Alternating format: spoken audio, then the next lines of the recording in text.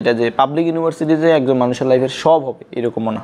নিজেকে অনেক বেশি লোনলি লাগবে, দেখবা তুমি কোথাও মানে নিজেকে আর কোথাও মানে ওইভাবে তুলে দিতে পারতেছো না, কারোর সাথে মিশতে পারতেছো না। তো এইচএসসি 24 ব্যাচ তোমাদের ইতোমধ্যে সকল ধরনের ভর্তি পরীক্ষা অনুষ্ঠিত হয়ে গেছে। যারা বিজ্ঞান বিভাগ থেকে আসো পাবলিক বিশ্ববিদ্যালয়ের, এবং তোমাদের যাদের জিএসটি ভর্তি পরীক্ষাটা আশানুরূপ হয়নি, মানে ভালো হয়নি, মোট কথা তোমার ধরো চান্স পাবা না, বা চান্স পেলেও ভালো সাবজেক্ট পাবা না, তুমি না পড়ার মতো একটা মুহূর্তে আসো। তো তোমাদের জন্য আজকে ভাইয়ার কিছু গাইডলাইন থাকবে। আমি আশা রাখবো তুমি আমার ভিডিওটা সম্পূর্ণটা দেখবা এবং সম্পূর্ণটা দেখে তুমি সিদ্ধান্ত নেবা। এবং এই ভিডিওটা তোমার জন্য খুবই গুরুত্বপূর্ণ হতে যাচ্ছে, কারণ হচ্ছে আসলে মানে ইন্টারমিডিয়েট স্টুডেন্টরা কিছু না, অনেক ধরনের স্টুডেন্ট এই সময় এসে ভুল সিদ্ধান্ত গ্রহণ করে আর কি। দেখো, তোমার এক্সাম খারাপ হয়েছে, তোমার এখন কি করণীয়? আমাকে অনেকেই নক দিয়ে বলছিল যে ভাইয়া আমার এক্সাম খারাপ হয়েছে, আমি কি এই প্রিপারেশন নিব, বা সেকেন্ড টাইম প্রিপারেশন নিব কি না, কিংবা সেকেন্ড টাইম প্রিপারেশন নিলে কীভাবে নেওয়া উচিত, বা আমি এখন কী করব, কিংবা আমার কাছে অনেক বেশি হতাশ লাগতেছে। দেখো, আসলে তোমাদের যাদের জিএসটিও হয়নি, মানে পরপর অনেকগুলো ভর্তি পরীক্ষা তোমাদের ইতিমধ্যে জিএসটিও হয়নি,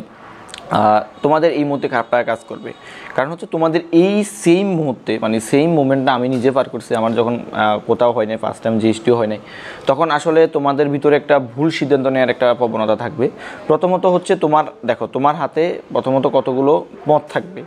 তুমি ডেডিকেটেডলি সেকেন্ড টাইম প্রিপারেশন নিতে পারো, এবং সেকেন্ড টাইম প্রিপারেশন একটা ভ্যারিয়েশন থাকে। এখন তুমি যদি ফার্স্ট ধরো মেডিকেলের প্রতি অনেক বেশি এক্সপিরিয়েন্স থাকো, ধরো মেডিকেলের প্রতি অনেক বেশি তোমার ঝোঁক থাকে, তাহলে তুমি মেডিকেল প্রিপারেশন নিতে পারো। কিংবা মেডিকেল প্রিপারেশন তোমার কাছে যদি রিস্কি মনে হয়, তাহলে তুমি ভার্সিটি প্রিপারেশন নিতে পারো সেকেন্ড টাইমের ক্ষেত্রে।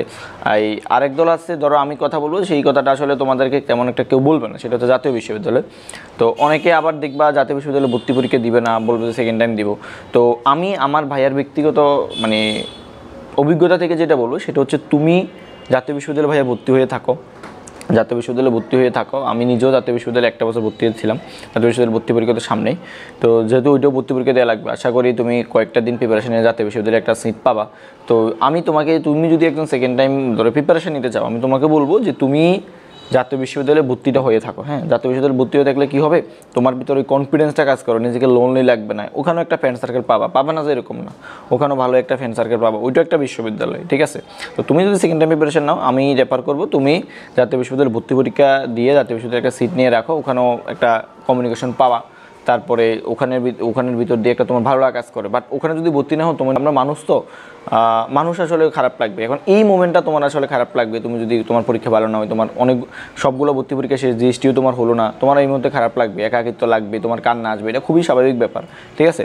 এবং মানে স্বাভাবিক ব্যাপার মানে খুবই স্বাভাবিক বিষয়টাকে তুমি মেনে নিতে মানে ট্রাই করবে আর কি। কারণ হচ্ছে তোমার এই অবস্থানে অনেক মানুষ ছিল, অনেক মানুষ আছে, মানে ভবিষ্যতে থাকবে। এখন এই মুহূর্তটা তোমাকে কাটায় উঠতে হবে, এই মুহূর্তটা তোমাকে কীভাবে অবজার্ভ করতে হবে। এখন আমার আবার একটা কথা হচ্ছে, তুমি আসলে এই মুহূর্তে ভাইয়া ভুল সিদ্ধান্ত নিও না। হ্যাঁ, ভুল সিদ্ধান্তটা আসলে তোমার লাইফের হচ্ছে টার্নিং মুভমেন্ট, ঠিক আছে। এই মুভমেন্টে তুমি যদি ভুল সিদ্ধান্ত নাও, তাহলে কিন্তু অনেক বড় বিপদ হয়ে যেতে পারে।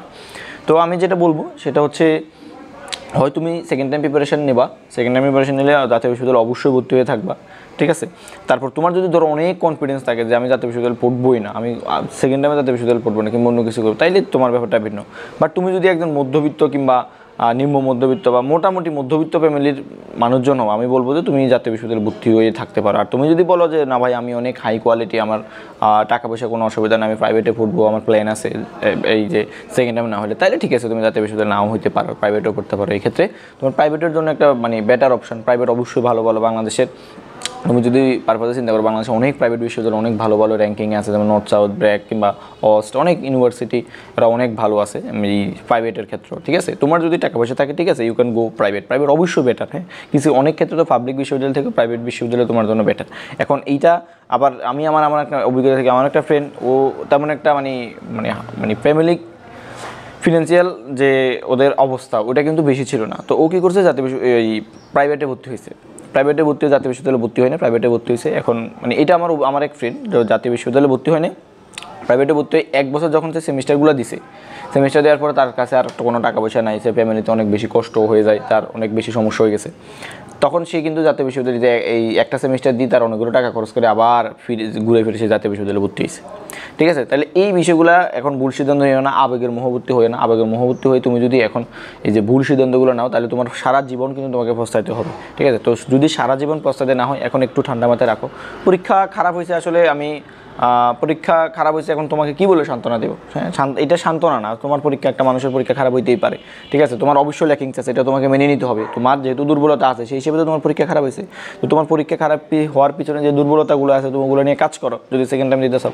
তো আমি বলবো যে এই সময়টা অনেক ঠান্ডা মাথায় চিন্তা করবা, কী করবা কী না করবা, ঠিক আছে? ও নানান দিক থেকে নানান মানুষের নানান কথা বলবে, যুক্তি দিবে, যুক্তি তর্ক ভিতর দিয়ে যাবে, বাট নিজে মাথাটাকে ঠান্ডা রাখবা। মানে যেই কোনো সিদ্ধান্ত অনেক বেশি ঠান্ডা মাথায় করবা, ঠিক আছে? মানে এই যে মানে যে ভাইয়া যে ভুল সিদ্ধান্তগুলো বললাম, ধরো তোমার ফ্যামিলি ওরকম ভালো না, মানে ভালো না বলতে তোমার ফ্যামিলি, তোমাকে আর্থিক সচ্ছলতা ওরকম নাই, তোমাকে প্রাইভেটে পড়ার মতো ওরকম কন্ডিশন তোমার ফ্যামিলিতে নাই। তাহলে তুমি যদি প্রাইভেটে ভর্তি হও, এক সেমিস্টার 1-1.5 লাখ টাকা দিয়ে ভর্তি হও, পরবর্তী সেমিস্টার দেখবে তোমার আর অবস্থা খারাপ, তাহলে তো ওই বিষয়গুলো আরও কষ্টের। তাহলে এরকম আবেগের মোহভর্তি হয় না, যাতে বিশ্ববিদ্যালয়ে ভর্তিটা হয়ে থাকেও যারা মধ্যবিত্ত আছে, আর যারা ধরো মানে একদম স্মুথলি তুমি ধরো প্রাইভেটে পড়তে তাহলে ঠিক আছে। আর যদি সেকেন্ড টাইমে বেরোসে নিতে চাও, তাহলে আমি বলবো যে কিছুদিন নিজেকে সময় দাও, অনেক বেশি মানে পরিশ্রম করে ফেলছো ভাই।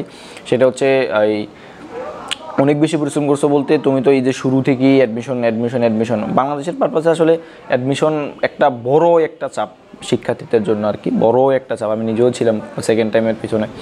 তো একটু সময় নাও, যার পরীক্ষা সেকেন্ড টাইম 10-15 দিন সময় নাও, আগে চিন্তা করো কোনটা প্রিপারেশন নিবা, কীভাবে কী করবা, একটা প্রি প্ল্যানটা করো, ওই প্ল্যান অনুযায়ী আগাও।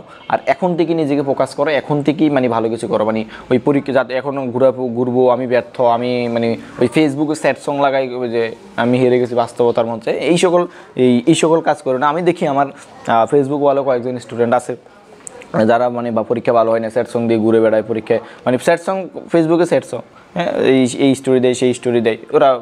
এটা কোনো কথা হইতে পারে? তোমার পরীক্ষা ভালো হয় নাই, তোমার ব্যর্থতা, এটা তো একান্ত তোমার। এটা তুমি কেন আরেকজনকে প্রকাশ করবা? ব্যর্থতা কখনো মানুষকে প্রকাশ করতে হয় না। মানুষকে প্রকাশ করতে সুখ, কারণ মানুষকে যখন তুমি ব্যর্থতা প্রকাশ করবা, মানুষ আসলে তখন তোমার সাথে মজা নেবে।